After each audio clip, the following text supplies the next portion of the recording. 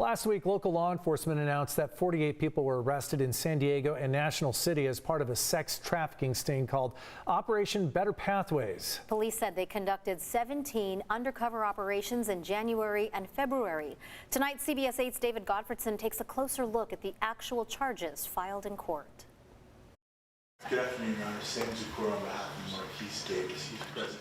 30-year-old Marquise Davis was one of the 48 people arrested in Operation Better Pathways. He wasn't charged with sex trafficking. He was arrested for violating the terms of his probation. Davis was convicted of attempted pimping from an incident nearly 2 years ago off Delbergia Street in San Diego, the same area where police conducted the recent undercover operation. Because Davis is on felony probation, he can be arrested for something as simple as possession of alcohol, and he's been in jail for the past month as a result. Of the 48 people arrested in Operation Better Pathways, 38 are charged with misdemeanors, mostly Johns on prostitution charges. 4 defendants are charged with felony sex trafficking in either state or federal court. 2 arrests were for probation violations like Davis, and 1 felony case is still pending, according to the DA's office. This operation significantly disrupted, but did not eliminate human trafficking.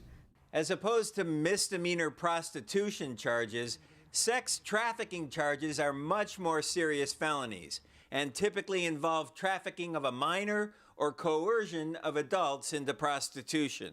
Last week, police said they rescued 8 minors during the operation.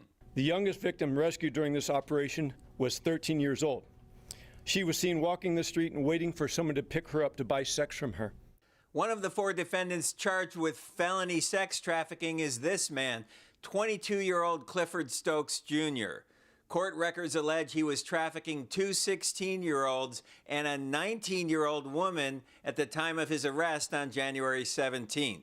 He faces up to 20 years in prison if convicted in federal court. Hey, what's up? Hey, baby. How you doing? Good.